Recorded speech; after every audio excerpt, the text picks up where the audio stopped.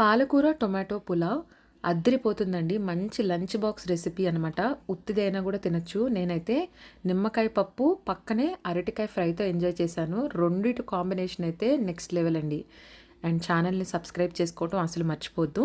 ముందుగా ఆయిల్లోని హోల్ గరం మసాలాని ఒక 3 మినిట్స్ పాటు ఫ్రై చేయండి. అప్పుడే ఫ్లేవర్స్ అనేవి రైస్కి వస్తుంది. తర్వాత ఒక మీడియం ఆనియన్ని, ఒక 2 పచ్చిమిరపకాయలని ఫ్రై చేసుకున్న తర్వాత ఒక పెద్ద కట్ట పాలకూర, ఒక 3 మీడియం సైజ్ టొమాటోలు కూడా వేసేసి బాగా మగ్గిన తర్వాత సరిపడా అల్లం వెల్లుల్లిపాయ పేస్ట్ కూడా వేసుకొని పచ్చివాసన పోయే వరకు ఫ్రై చేసుకోండి.